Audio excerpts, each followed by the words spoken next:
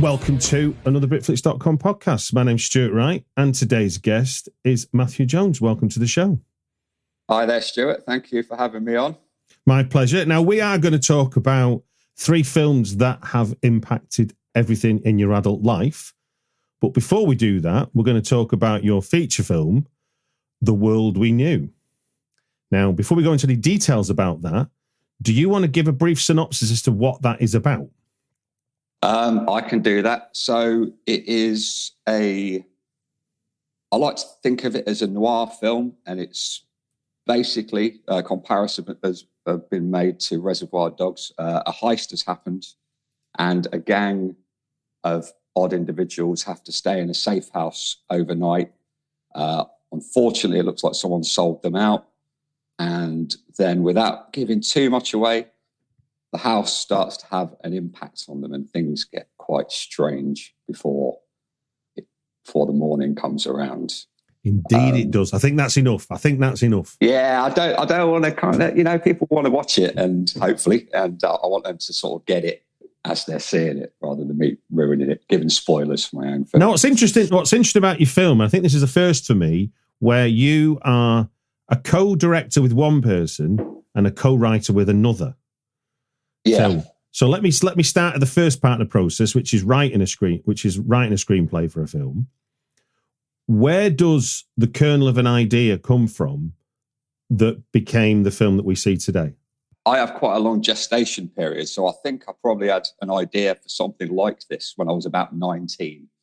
And to put that into perspective, I'm nearly 43 now. Like with ideas, you often have about 20 half-formed things in your head for long periods of time. You forget about them, you work on something else. And the way this actually happened is, so we're a production company. I'll just mention the other guys. So there's Andy Orr, who produced this, Kurt Blake, that I wrote it with, and Luke Skinner, who's my co-director. But we're a film production company called Powers Square Pictures, and we've all done different roles within that. So we've done 3 projects together so far. And the first one actually wrote and directed with Andy. The second one we wrote together, the second short, and I directed that with Luke. And then originally me and Kirk wrote this, and we were going to direct it together. But then we decided to put Kirk in the film as one of the characters, and he thought that was a lot of responsibility. So it happened all very organically. We're kind of more of a collective rather than having clearly defined roles. We just work wherever we can on whichever project. But over the years, I've known Kirk for a long time. I always respected him. I mean, he's a novelist. He's been a musician, journalist. And I'd always wanted to do a project with him. And one day I was like, I'd like to write something with you, Kirk. And he knew about all of my half-baked ideas. I said, you can pick, and whatever it is, we'll have a go. And actually, I can't give away the working title because it sort of tells you what the film is.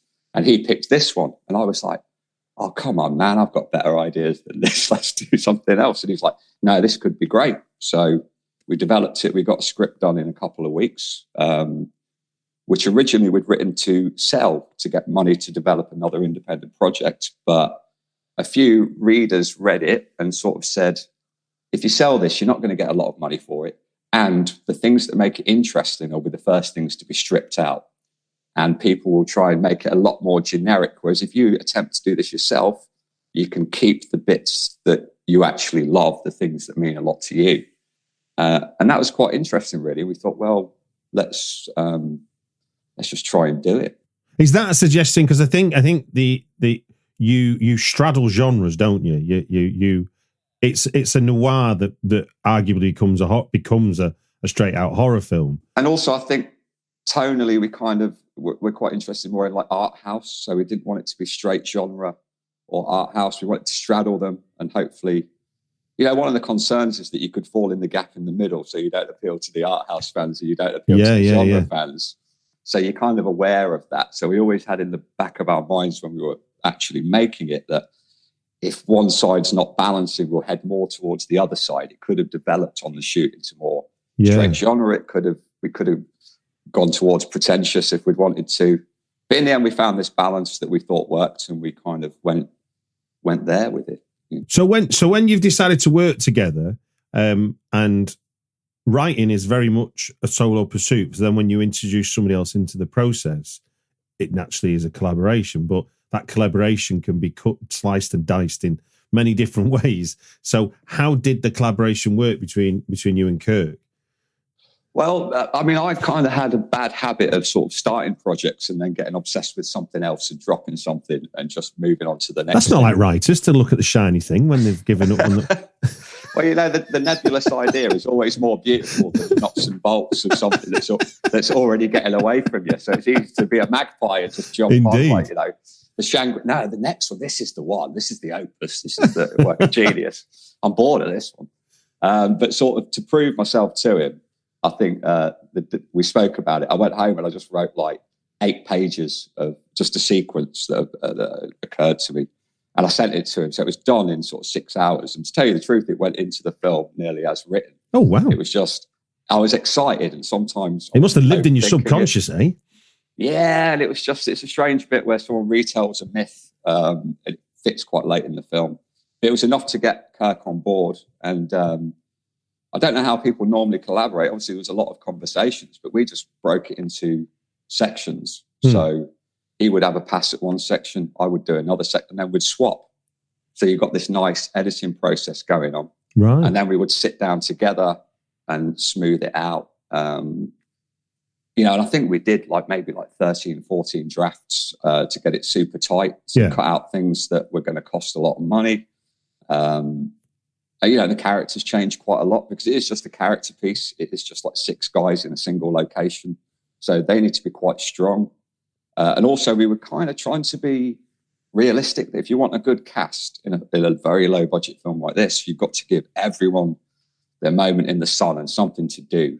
So that was a real, you know, key bit of writing it. It's like, everyone gets this strong moment. So that way you might get actor A or actor B rather than having to because your story kind of, it reveals itself to have a central character, but actually it does feel like it is shared around. Everyone gets their moment in the sun for sure. Yeah. And that was, I guess, because of the cast. I think we were quite lucky. Lucky. A lot of work. We spent a year getting these guys together, you know, because that's when you're making something. I mean, it's a tiny budget. We've been trying to hide how cheap it was, but now it's out there. So it's like we feel it actually makes it a bit more impressive, like the limitations that we had. Yeah. But there are certain things that you can control that I think go amiss in a lot of independent film, where not enough love's put on set or costume and dialogue and getting the right cast. And these are things that don't necessarily cost a lot of money, but they add up to making something much more complete. We wanted to make, you know, a real film. We wanted to make a proper film in reduced means, and we didn't want to cut any corners. So that, you know, that's where a lot of the time went into it, sort of making things, you know, kind of making cheap things look as good as possible, really. What do you remember? I mean, over that 13, 14 drafts, what do you remember being the main storytelling challenges you had to overcome? You know what it is? Like often we'd do table reads through various iterations. We'd get together and we'd have a few beers, and you know we'd put on funny voices. And basically, I like to think it's quite a deadpan. I think it's funny. A lot of people miss this. But it's all about your personal sense of humour. Yeah. Quite a dry, deadpan sense of humour. And if it made us laugh, or if there's a sequence going on where we're getting bored around the table, you just address it. And you know, it wasn't the sort of film where you could have an action sequence to spice things up. So it's, well, we've got to make them talk about something more engaging here, because if it's losing us, it's going to lose other people when they're watching it.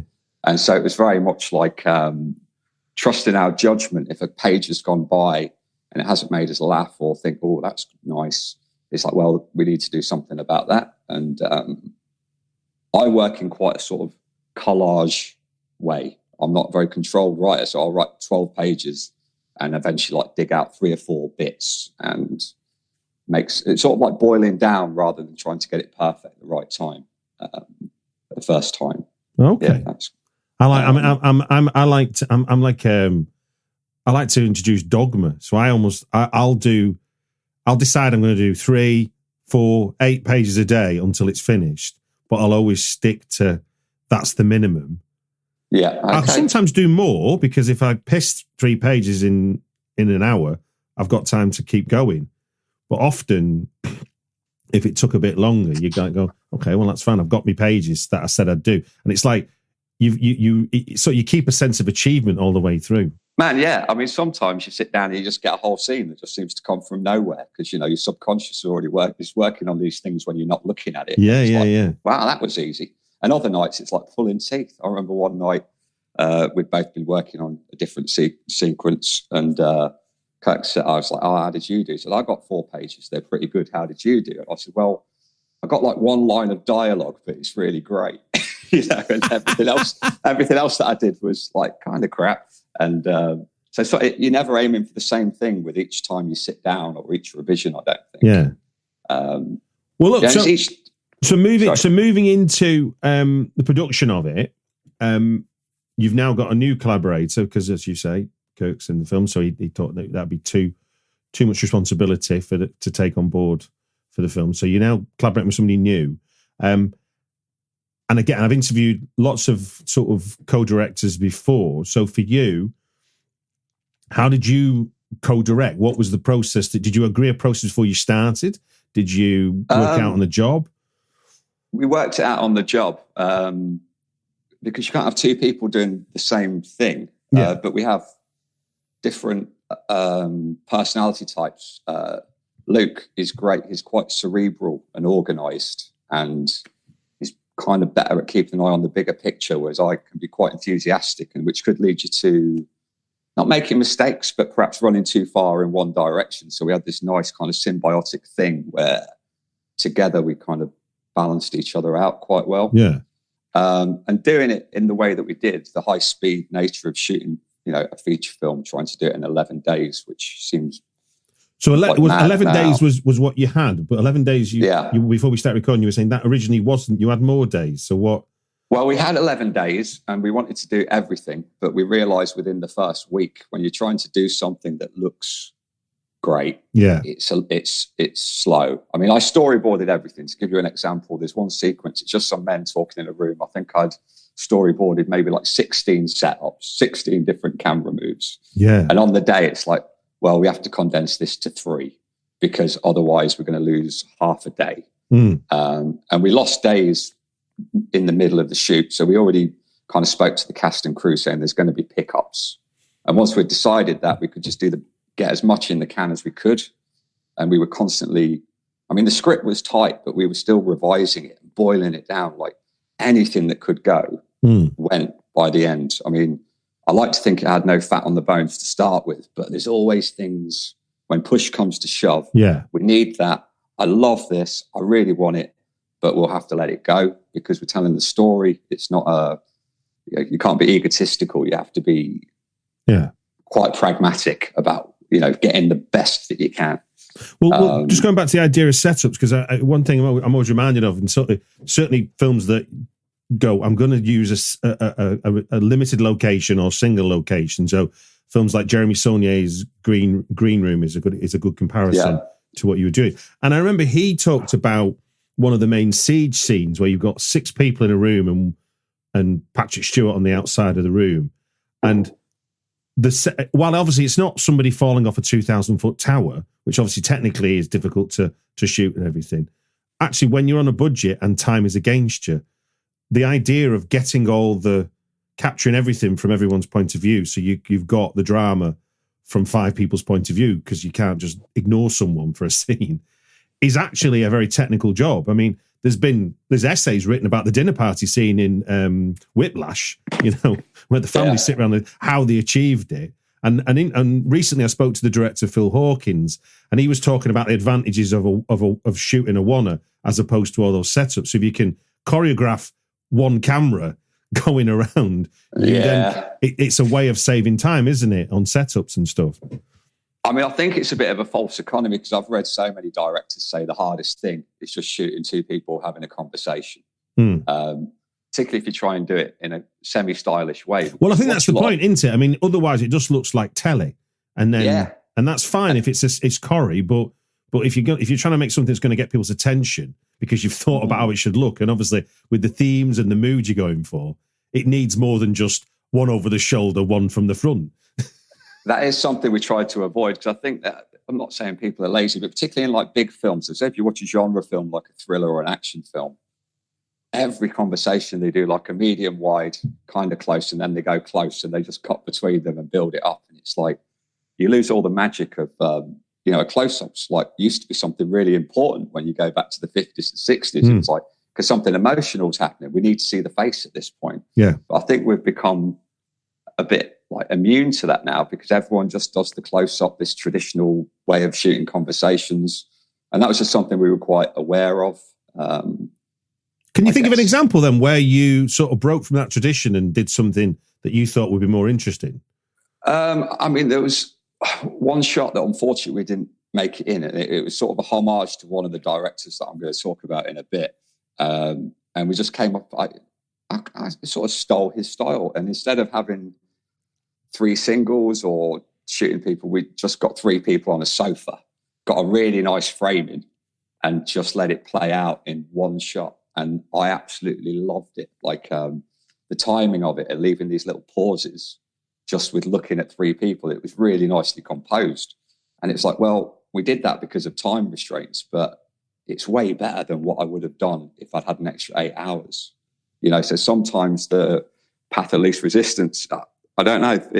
But you're speaking, that's speaking the language of cinema then, isn't it? Because in a way, that kind of lock shot of 3 people talking suddenly becomes what else am I meant to look at? And you as an audience member can still be taking in all the scene, but if you were sat there watching and you are the camera literally, you're having to decide what to look at, and you're thinking, am I meant to look at just the faces? Am I meant to, is there something going to appear? And so you end up being involved in the shot almost. And then the more you can, sometimes the longer you can make that, the more uncomfortable or the more engaging and more compelling it can become. And I guess that's very formalist, isn't it, in terms of cinematic approach? The idea of that sort of single shot for a moment. Yeah, I guess it's like we're all kind of, without thinking about it, we're just like a composite of our influences, and we sort of consciously and unconsciously sort of stealing. We just like we edit everything together. So the things we love, there's no way that you're going to not try and replicate bits of those things. There's this amazing quote by Jim Jarmusch where he's talking about authenticity. It's like, artists steal. You don't pretend that you're reinventing the wheel. Like, you take from everywhere, like films, books, and you just got to be honest about it. It's like, I love these things. Of course, that's all going to feed into what I'm doing. I'm not, some egotistical maniac who thinks I'm reinventing cinema. There's all these things I love. And when you're actually on the spot on the day and you're doing it, it's like, that's your lifeblood, these things that you genuinely love. So, oh, yeah. One of my favourites of that is a music reference is Gaz Whelan, the drummer from Happy Mondays, said that when we went in to do 20 Squirrel and G-Man, the first album, we went in there to make a Sly and the Family Stone album. And what came out is Happy Mondays. Yeah, there's that famous thing, like, what is it? It's like a Nirvana song. I've not thought about them for a while. And Kurt Cobain, when he wrote the riff, probably for the... It Smells Like he was trying to play something else. He was just trying to work out someone else's riff on his guitar, and he got it a bit wrong. And then there you go, And I think that happens across all creative industries and endeavors, Well, look, that's a lovely segue, because obviously one of the parts of the film production process is the edit, and often this is where a film finally gets written, because as they say, there's the writing of it, there's the producing of it, and there's the editing of it, and they are 3 distinct processes. So, can you talk to what for you were the main discoveries about what you had and what came to be the film we see today? It is, like, in a lot of ways fundamentally different. I think if I reread the script, you'd see what it was going to be, but we found something totally different while we were putting it together. Okay. To start with the editing process, so our amazing editor, old friend of mine, Will Martin, who was just phenomenal. At first, he was quite resistant to doing it because we're quite close friends, and eventually me and his partner broke him down, and he agreed to do it. The first part of editing, man, and so he put a rough assembly together, and obviously he doesn't look through takes, so you don't get the best take, so it's jarring. you know, if anyone who hasn't made a film will never know how disturbing it is when you see your first rough cut. Well, there's a reason they call it the suicide cut, isn't it?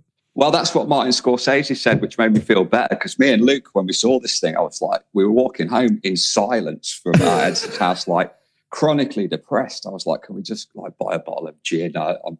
We've not done well. We've gone wrong. And then I read this thing by Martin Scorsese saying that if you don't want to commit suicide after seeing your first assembly, you don't care enough. I didn't know that part of the quote. Oh, okay. It's probably being kind of funny, but it like gave me a lot of it lifted my spirits. And then you start whittling away with it. And we had a weird kind of thing with the first edit that I guess technically we only had about 75% of the film. So it's going to be patchy. So you're only building rhythms for sequences, because we knew there were other blocks that we had to pick up just to tell the bare bones of the story. And then you work on it and you work on it and you work on it. And, you know, we were fortunate with, some of our phenomenal cast. All of them were great, but like Johan Myers, Struan Roger, Finbar Lynch, they were so seasoned and they'd done this so many times. You know, they'd been on way more film sets than me. So when you get performances from them, they'd like one take to just do something slightly different, and you just trust them. Yeah. And when you start picking out those great takes and like mixing them together, it kind of feels like making music, I guess, and they're sort of playing off. So you might put an extra tiny bit of a pause in that just creates an extra ambience. And slowly it just gets a bit better and better. And, you know, we actually had to change the time sequence of the film because we had some issues we were shooting night for day inside and the weather was quite changeable. So a lot of things go out the window and it's not smooth. So we had to kind of move events around. And they're the most satisfying bits of the edit. I remember we were having a huge problem with kind of a transitional sequence going from day to night. And I was just outside. We were editing. We went to stay away to have a full week edit at one point. And I was just like chain smoking outside. And suddenly I had this idea that if we put that there, this here, and that there, I think that's going to work. And it's so thrilling when you think you're stuck. And then out of necessity, you just have one idea that kind of solves this fundamental problem. Mm. And then it also brings the film back to life because you've sort of changed it. So it's almost like you're collaborating with a different thing, if that makes sense. It's like it's not yours anymore. So you're responding to something that you weren't expecting. And it's like, that's when you do have these moments amidst all the kind of the tedium and mild depression of trying to get it better. There are these like beautiful moments when a problem gets solved or something goes a bit awry. And a good example is once we just put the wrong music cue over a scene.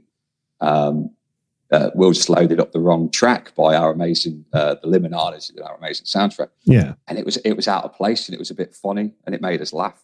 And I was like, let's leave it there. You know, and it was meant to be this really kind of somber piece because it's quite, it's a dark moment in the film. And some people think that it's like too willfully obscure or ironic, but I just love it. And it was a total mistake. And that was another example of when, a mistake becomes better than your choice, which I kind of like that part of it when it's fresh, when it takes you by surprise. Happy accidents. That's the magic. Happy accidents are only there because the other ingredients are present. You can't. The happy accident doesn't happen out of nothing. And that's something that you get on set as well. Like when an actor might want to try something. You're talking about the dialogue. Often people have quite big chunks of dialogue, and it's like, I think if we take this away and I jump to this. And after having written something and lived with it for so many years, you're so precious about stuff. But then part of you has to realize this guy's right, because whereas you're trying to concentrate on everything, you've got the benefit of working with people that they're just concentrating on their one thing. They're just obsessed with this one aspect. So whether it's your sound designer, whether it's an actor, whether it's your DP, they're just focusing on their one job. They're thinking about that more. You're just kind of overseeing everything. And there's a thing that David Mamet said. It's like you have to like overthink everything to the nth degree.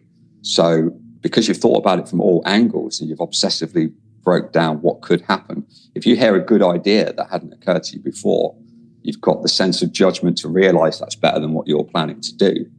So you've built a bed for things outside of what you would have done to come in, and you just got to have the sort of awareness under pressure to realise, man, that shit's better than what I was going to do, so we'll do that. It's the bit that it's always the bit that makes that I love about filmmaking is this idea that, and I don't think people, I mean, I'm not someone that's directed, but, and speak to enough directors now, is that the pressure to be attentive to the most microscopic detail while being able to jump to a helicopter view and see an opportunity when it arises is because I can imagine there's a if there's any kind of insecurity, like, stick to the script, because then we know this is okay, but actually, can we invite something else in, or are we creating chaos? And that's it. And I think the tendency towards chaos could, it's quite tempting. Another friend of mine, because I spoke to as many people as I could before we did it and read all those books, like Scorsese, watched all the interviews with directors. But a friend of mine just said, like, on set as a director, it's like you're riding a horse and you're holding the reins in both hands, and in one hand you've got to hold it tight, and in the other hand you've just got to be willing to let it slip through your fingers. So you've got this balance of, because when you're stressed, you want to keep things controlled. So you want it to happen exactly like the blueprint that you've had locked in for 5 years.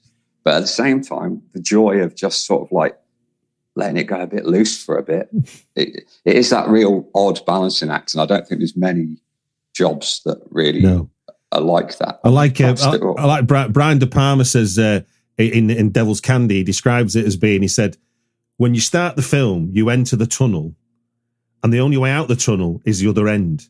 You cannot come back.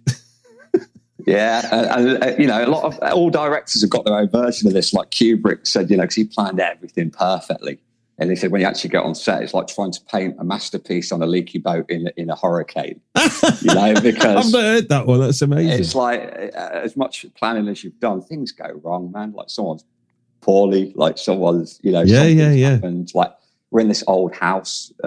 We shot it in like an 800-year-old house in Essex, and it's kind of like, it's kind of oppressive. The ceilings were too low. We had a DP who was 6'3". He's a big strapping lad. The amazing Lawrence Scott, I have to thank for his amazing work. So it's getting a bad back because there's a lot of handheld, and there's all these things. So you have to take a break, or we have to find a wheelchair to put him in, so you can just do some tracking shots and sit down for a bit.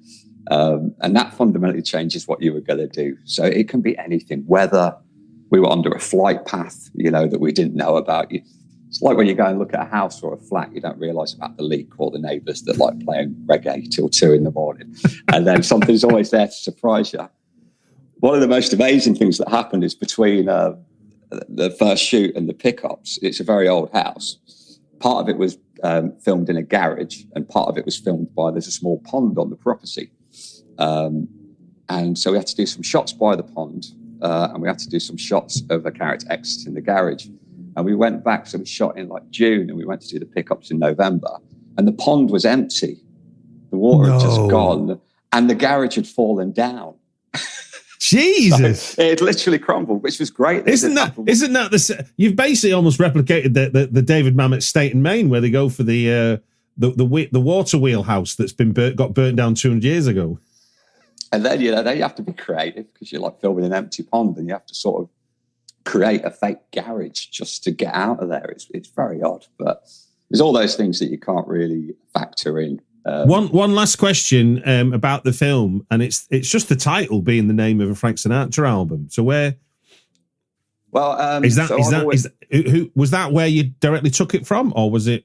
No, I'm really obsessed with a musician called Tav Falco, who's from the 80s, and he was kind of a rockabilly guy, sort of punk on the periphery of the kind of Cramps kind of thing. Okay. And I've loved his music since forever.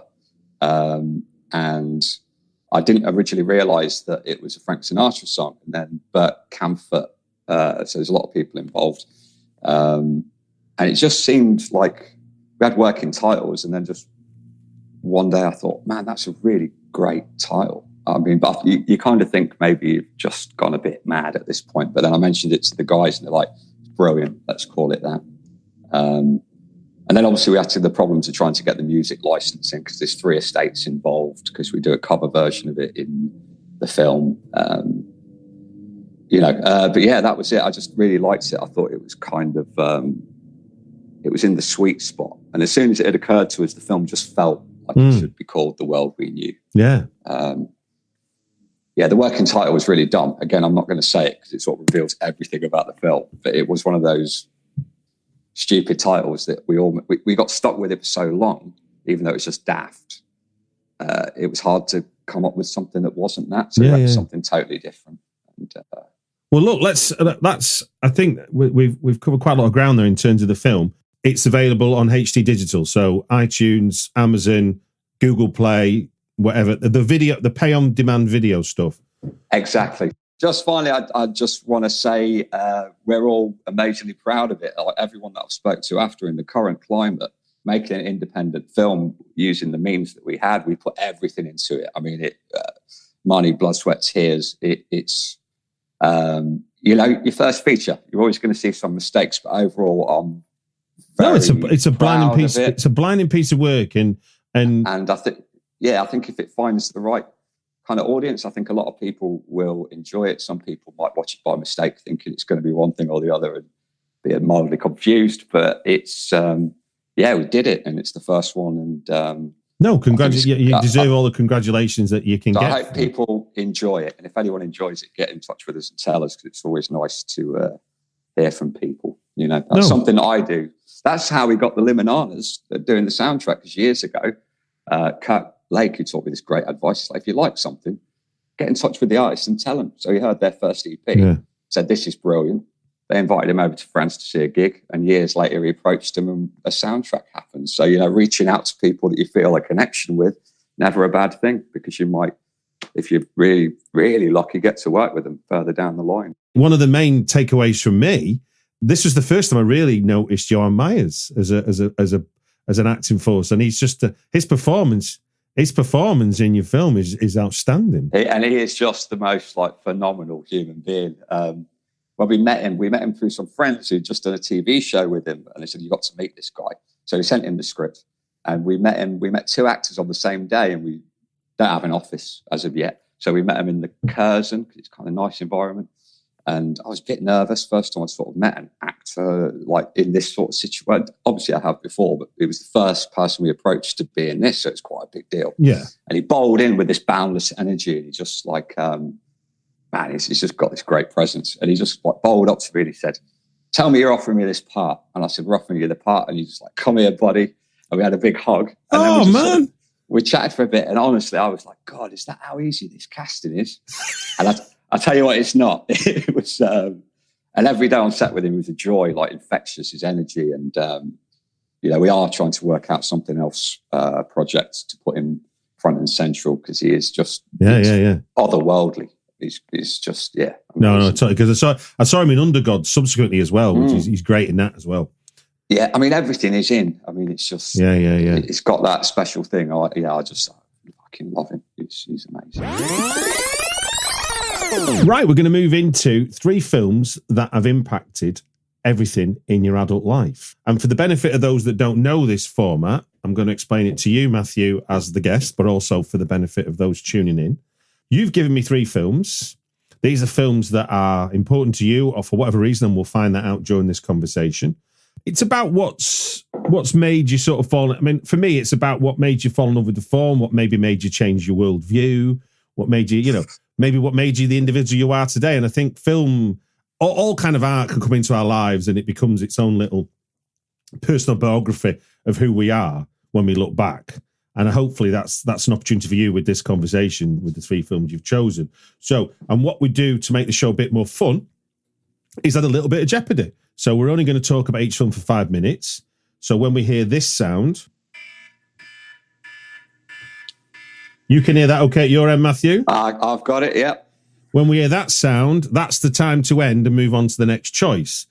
I mean, obviously finish our thoughts and stuff, and every now and again we'll leak into some time before we start the next one. But generally, it's so we can give each film equal amount of time than 40 minutes on one and then a minute to tell me the other 2 choices. That seem fair? That sounds brilliant. Yeah, that's good. So without further ado, the clock is ticking on 2004's Dead Man's Shoes, written and directed by Shane Meadows. Okay. I mean, firstly, I've sort of cheated with this one because I should have picked his first film, his second film, 24/7. But Dead Man's Shoes, I prefer. But why this is so important is, so I'm from just a regular working class Midlands background. So you're pretty far away from Hollywood. You know, it's not like you guys like Tarantino and P.T. Anderson who grow up and cinema is just like an industry that happens around you. Yeah. And 24/7 came out when I was 17. And I was just going through that phase. Obviously, I think music was still my first love at this point, but just getting more obsessive with cinema, going from like casual fan to being quite obsessed. And Shane Meadows was from Nottingham, and he seemed like he was quite a similar bloke. And suddenly there was like proper films coming from where you're from. And it's, you know, easy to like understate how amazing that is. You know, representation's so important. Like, people need to see themselves. And it made it seem like, I mean, I thought it was so great. It's not like I thought I could do that, but it just makes something possible. So I think it plants the seeds that I can be from here and make proper great cinema. And then fast forward. So I think when Dead Man's Shoes came out, I'd sort of recently moved to London. I was living with a friend and we got hold of it, and I watched Dead Man's Shoes, and it's one of the few films in my life where as soon as it finished, I put it on again, because it was a real genre film taking place with accents and people that I could kind of, I didn't know them, I didn't move in those circles necessarily, but they were in the towns that I grew up in. And it was just mind-blowing. You know, I subsequently read that because he'd made a film before that didn't do as well, so he sort of stripped everything back. And him and Paddy Considine, the amazing Paddy Considine, basically decided to do a Midlands Death Wish. I mean, what a great idea. And it's like, it's rough around the edges, and, you know, you can see the budgetary limitations, but it's just amazing. And it just, you know, would I rewatch it frequently now? When's the last time I saw it? I don't know, but it struck such a chord that you could work on a sort of narratively genre, big canvas, anywhere in the world. It's like you can be from the Midlands and try and do a Scorsese, or, you know. No, I mean, I'm from a small post-industrial town 10 miles north of Manchester, and when I watched Dead Man's Shoes, I'm like, I know this world. I know the big fish in the small pond. You know, that kind of dominates proceedings, and everybody else sort of is on tippy toes. And then the idea that somebody might resist it is a really sort of inspiring thing for a film. And to see it in a kind of rainy, grey English setting, but then also that becomes cinematic, is really powerful. And just the humour, like it uses place, so it sort of subverts things just by... because the portrayal of those people and how these people are, they think they're these huge, like, gangster characters, but they're quite kind of tragic.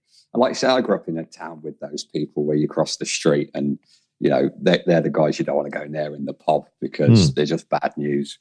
And some of it is just so electric. I mean, I'll say I haven't watched it for a long time, but there's various like scenes cut out for YouTube, and there's just, I mean, Paddy Considine is just at his peak. It's just like so magnetic. And the young guy, Kebbell, who plays his Tony brother, Kebbell, it's his first feature film. I mean, that's unreal, right? And then the boxer, is it Gary Stretch? Like, and just all the supporting characters, and it's funny, and it's really moving. But the reason why it had this big impact, like, on my adult life, was because it was close to home, you know. And I think there's a lot of that now with people from different kind of ethnic, you know, sexual orientations. Like, there is a real push for everyone to get to see themselves. And I'm just like a straight white guy. But even for me, just seeing working class guys in the Midlands, front and centre, it's potent, and, you know, it really sticks with you. For me, it's the idea that it, you know, I've seen the equivalent in small town America hundreds of times. And because it's kind of foreign, it feels exotic, and you never think of where you are as having that power. And then to see, like, you know, a pool hall, you know, a pub with a pool table in, and a guy staring another guy across the room, and that causing a scene. You know, I've been there 100 times myself. Yeah, me too. You know? Unfortunately, you know. But yeah, so that's it. It's an important film. I love it. And Shane Meadows, you know, brilliant. Excellent. And Paddy in particular, fucking love that guy. Yeah, no, I think I know it wasn't his first, but it felt like it was the arrival of Paddy Considine with that role because. Yeah, I mean, because he's great in Room for Romeo Brass as well, playing that bizarre character, and that's very potent too. Like, it's like where he came fully formed, you know. He could just do the business. I mean, for me, I don't know about you, but the most powerful sequence in Dead Man's Shoes and what makes it a really good tale about small town England, and I think for anybody watching it from outside England, it gives you a good insight, is that when he goes after the family that have moved on, you know, so who were there at the scene of the crime, but is now, you know, that's part of his history. Yeah. And Paddy Considine terrorizes him. That's where you kind of know that there's nowhere to go in small town Britain. You know, you are, you know, unless people forget, it ain't ever getting forgotten. And obviously Paddy Considine plays the conscience of the town, I suppose, for want of a better expression. Which it makes, in a way, it also makes it, it's a very, I mean, I put it in my 5 favourite British horror films when I did a list for a thing one time. But also you could argue it's a modern Western. Yeah. You know, you think of the shootout on the farm and stuff, that's pure Western. Yeah. And it goes without saying, the scene when he has his confrontation with Gary Stretch by the fence. Oh, I could watch that a million times in a row and never get bored. I mean, if anyone hasn't seen it, it's worth watching it for like that 3 minutes alone. Indeed.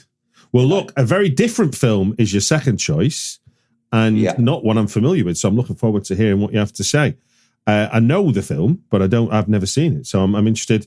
I'm talking about Leningrad Cowboys Go to America. So again, this is kind of like, I'm not cheating, but it's just the first film I saw by someone who then became, if I had to pick with a gun to my head, my favourite filmmaker of all time, Aki Kaurismäki from Finland. And this one, thinking about this, actually made me quite nostalgic because being the age I am, I sort of predate the internet. Yeah. And so this was a case of I'd just moved to London and we went to Blockbuster Video, me and a friend, on a listless afternoon. And we just picked 3 things, you know, from the shelves that had cool covers. And I saw the name and I thought Kaurismäki. I thought, it must be Japanese. You know, I knew nothing about it. You couldn't research this stuff. And basically this one's about a hapless Finnish band who make very strange music with ridiculous haircuts, and they go on a tour of America. And there's a lot of comparisons between him and Jim Jarmusch. It was that very, I think, 80s kind of deadpan. Some people would throw style over substance at it, but when I saw it, I'd never seen anything else like it. And I think as you get older and you've got so many reference points for things, it's harder to be blown away by things than when you're at the right age. So absolutely, teens into your early 20s, like a song could just like rock your world, or like a book or a film. And unfortunately, as you get older, that, you know, you appreciate things too much. You've got more of an, you know, an interior cosmology of how things fit together. But when you see those things at that age, it's like, wow, where does this come from? Like, what am I looking at? And this is not my favorite of his films, but I have to pick it because it's the one that I discovered. And then over the next several years, I obsessively watched everything he'd done. And I just couldn't believe that he existed. It was like, it just spoke to me. You know, what in particular was it about the film that sort of felt so new to you as someone, you know, because you've seen lots of films before. So for a film to sort of pull the rug from under you like that, what was it?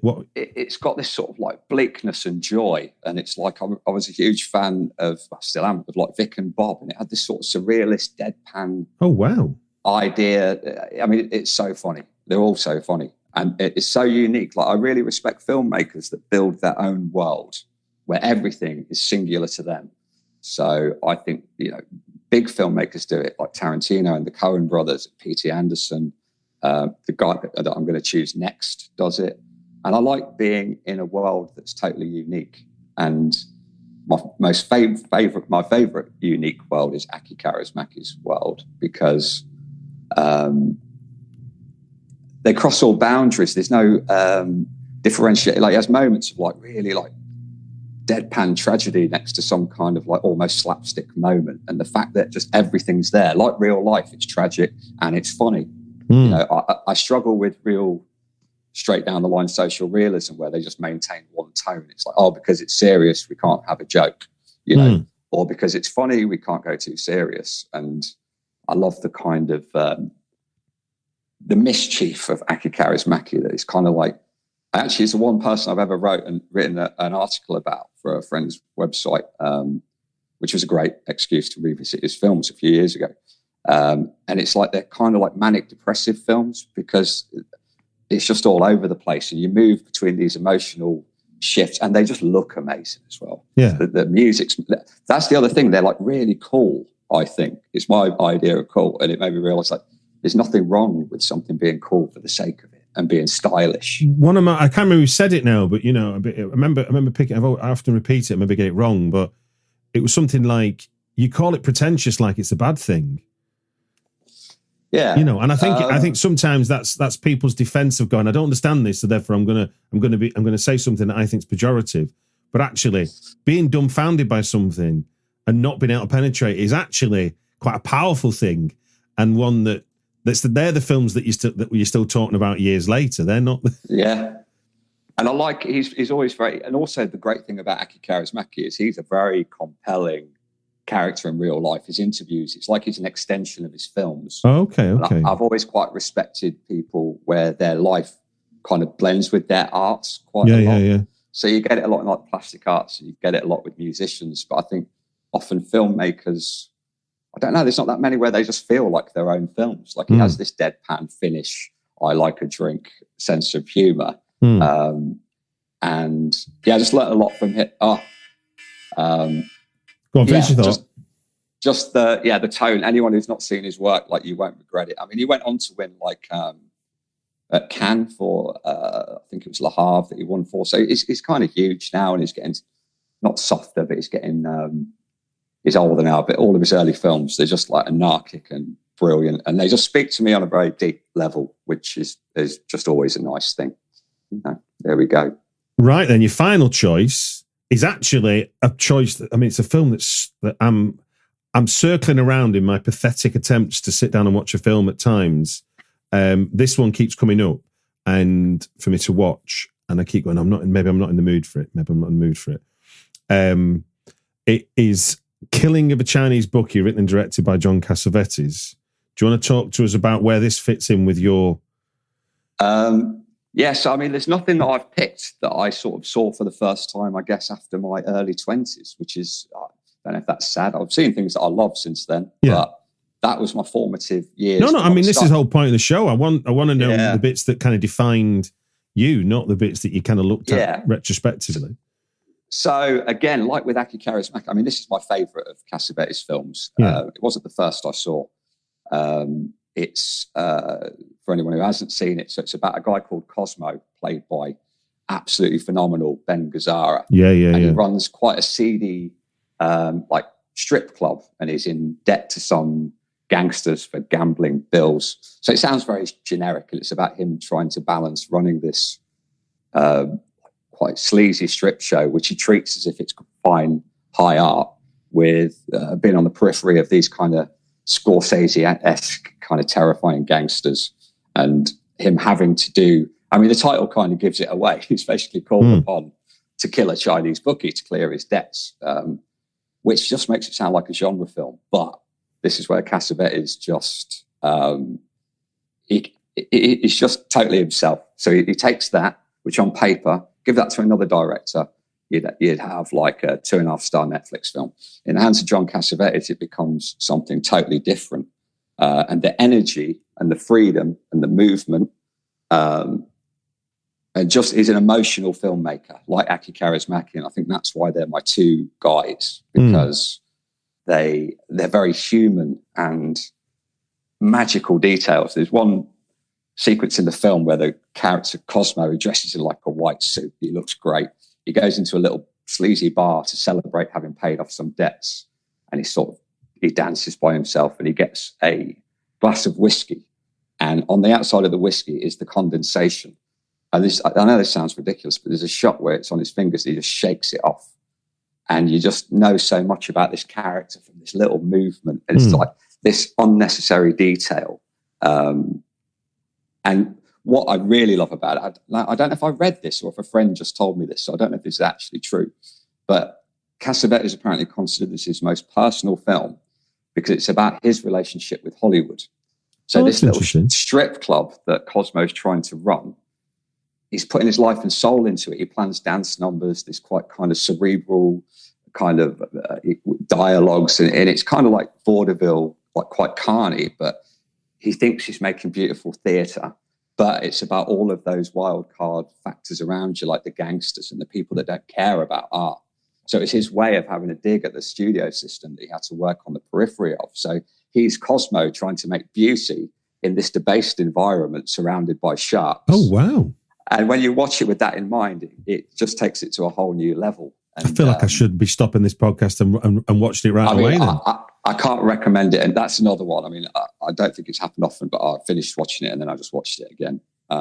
So how did you come across this? I mean, you say it wasn't your first Cassavetes film. Was it part of them once you discovered him, you went and watched everything? Or it must have been a DVD from a friend or something. It was totally random, and I definitely watched it alone and not in a cinema and not with other people. And it just blew me away. His whole attitude to making films. I mean, he was like a one-man studio system, very much like Kaurismäki, as they took control over everything. And he filmed so much, and he was often on camera, and then he'd spend like years, and he always strikes me as like sort of ultra confident, quite tortured. Like he would make multiple versions of the same film. There's like 2 cuts of Chinese Bookie, both amazing. One's an extra 45 minutes long. You wouldn't even notice. They both work in their own way. Really? He was obsessive, and he built this amazing group of performers, like his wife Gina Rollins and Peter Falk, and they were like a family. And I really like this idea that, again, like your own little world, where his book Cassavetes on Cassavetes, or the book about him, is just inspiring. Like it pours out of him this love and enthusiasm. And also why I chose these two, one of the most profound and important kind of film moments I had is like when you want to make films and you love Kaurismäki and Cassavetes over here, you two like pillars, and they're so different on the surface. I mean, the themes of humanity are the same, but they looked at it. One's really still and sort of controlled and stylized, and the other one is rough. Finish your thought. And I was really troubled by the fact that I wanted to be like both of them. And then several years ago, I think it was Sight and Sound did a thing with directors picking their top 10 films, and Aki Kaurismäki did one. And he chose 9 films. And then for his top choice, he picked everything by Cassavetes being cheap. Really? And I was like, of course he loves him. And I had this like, it sounds daft now, but I had this huge breakthrough that you can love this thing over here, but you don't necessarily have to make stuff like it. It's the essence. And the fact that Kaurismäki loved Cassavetes, it blew my mind that this guy on the surface looks very different, very controlled and composed, loves this kind of wild man who's throwing around the camera and, not making it up as he goes along, but just letting life happen in the films. And to me, it was so important. It was like, I can like all of them and just try and sail my own course somewhere in the Indeed. middle, I mean, it speaks to that idea. It sounds daft to say it, but like, you can vibe off something without trying to be it. Yeah, exactly. I mean, it's like genres of music. You don't just like one type of thing, you know. And if you then were going to try and record music, it all fits in. And I think sometimes these little breakthroughs, they kind of just really help, Absolutely. I mean, going back to referencing Kubrick, I mean, he always said that he would much rather go around discovering stuff for himself than be recommended stuff all the time and have to queue it up. It was like the idea that part of our own growth is about our own discoveries. And obviously the way you described these were, you didn't plan to discover them, but when you did, they really spoke to you. And that's kind of, whether that be a painting, a book or a song or whatever, those are the things that, because one of the benefits of being older as opposed to younger is understanding your own subjectivity is not a crime. And that there are things people can tell you to the blue in the face is the best thing since sliced bread, and you just will not connect with it. And then there is stuff that people are saying are dismissing, and you're like, you're all crazy.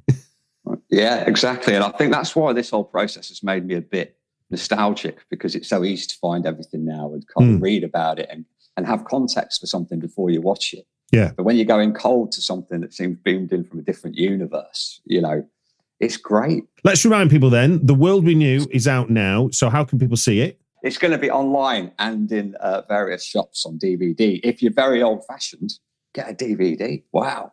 Brilliant. Well, look, it just gives me to say thank you very much for giving your time on the BRITFLICKS podcast.